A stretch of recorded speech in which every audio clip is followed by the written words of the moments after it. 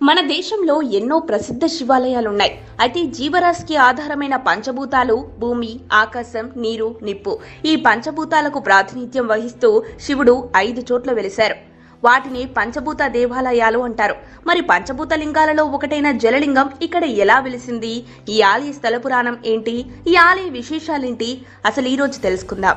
పంచభూత క్షేత్రాలలో రెండవది జంబుకేశ్వరం. జంబుకేశ్వరం తమిళనాడు రాష్ట్రంలోని తిరుచికి 11 కిలోమీటర్ల దూరంలో ఉంది. జంబుకేశ్వరానికి తిమేవకాయ్, తిరువనైకావల్ అనే పేర్లు కూడా ఉన్నాయి. వీటి అర్థం ప్రకారం ఇక్కడ ఏనుగుల చేత పూజలందుకున్న క్షేత్రముని అర్థం. పూర్వం ఇక్కడ అధికంగా జంబు వృక్షాలు ఉండడం వల్ల దీనికి జంబుకేశ్వరం అని పేరొచ్చింది. జంబు వృక్షాలంటే తెల్లనేరేడు వృక్షాలు.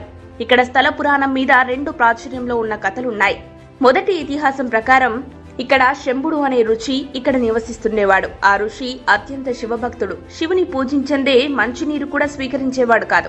కాలం గడుస్తూ ఉండగా ఒకసారి శంభుడికి శివుణ్ణి ప్రత్యక్షంగా పూజించాలని కోరిక కలిగింది. ఆ విధంగా శివుని ప్రసన్నం చేసుకోవడానికి తపస్సు చేయనారంభించాడు. శివుడు అతని తపస్సుకి మెచ్చి ప్రత్యక్షమై వరం కోరుకోమనగా శంభుడు తన అభీష్టమైన ప్రత్యక్షంగా పూజించే వరం కోరుకున్నాడు. బోలా శంకరుడు అంగీకరించి ఇక్కడ లింగ రూపంలో వెలుస్తాను, నువ్వు జంబు వృక్షంలో ఉండి నన్ను పూజించదువు అని చెప్పి అంతర్ధానం అవుతాడు. శివుడు శంభుడికి ఇచ్చిన వరం ప్రకారం లింగంగా ఆవిర్భవించగా శంభుడు జంబు వృక్షమై శివుని అర్చిస్తుంటాడు. ఆలయ ప్రాంగణంలో ఉన్న జంబు వృక్షమే శంభుడుగా ఇక్కడ భక్తులు నమ్ముతారు.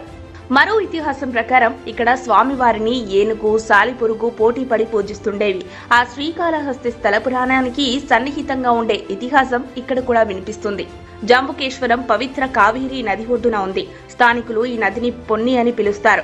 తమిళంలో పొన్ని అంటే బంగారం అని అర్థం. ఇక్కడ కావేరీ నదిలో స్నానం ఆచరించడం, జంబుకేశ్వరుడిగా వెలిసిన శివుడిని కొలవడం చాలా శ్రేష్టమని ఇక్కడి స్థానికుల నమ్మకం. ఇక్కడి దేవాలయం విశాలమైన ప్రాకారాలతో, ఎత్తైన గోపురాలతో ఉంది. దేవాలయం 5 ఎకరాల విస్తీర్ణంలో 5 ప్రాకారాలు కలిగి ఉంది. ఆలయానికి మొత్తం 7 గోపురాలుంటాయి. జంబుకేశ్వర స్వామివారు పశ్చిమాభిముఖంగా ఉన్నారు. గర్భగుడి ప్రక్కన అఖిలాండేశ్వరి ఆలయం కూడా ఉంది.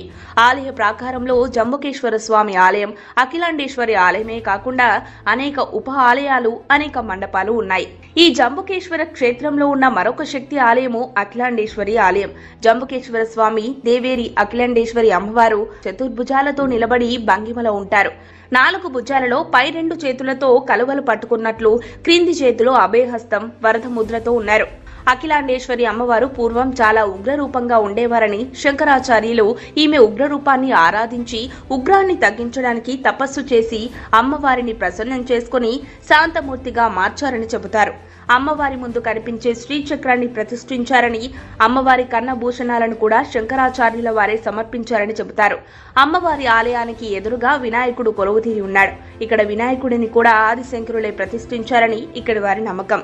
చారిత్రాత్మక ఆధారాల ప్రకారం ఈ ఆలయం శ్రీరంగంలో ఉన్న రంగనాథేశ్వర స్వామి ఆలయం కన్నా పురాతనమైనదని తెలుస్తోంది. క్రీస్తు శకం 11వ శతాబ్దంలో చోళరాజులు ఈ ఆలయాన్ని నిర్మించినట్లు, ఆ తర్వాత ఆలయ నిర్వహణ పల్లవ రాజులు, పాండ్యులు, విజయనగర రాజులు చేసినట్లు తెలుస్తోంది.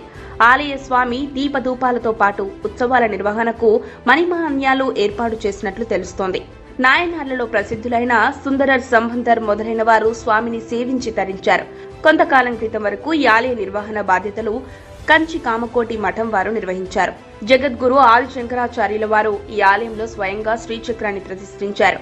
ఈ ఆలయ నిర్మాణంలో సాక్షాత్తు పరమశివుడే సిద్ధుని రూపంలో వచ్చి ఆలయంలోని ఒక ప్రాకారాన్ని నిర్మించాడు. ఇంతటి విశేషమున్న ఈ జలలింగాన్ని చూడడానికి భక్తులు తండోపతండాలుగా తరలివస్తారు. ఇవి ఈ జలలింగ క్షేత్ర విశేషాలు.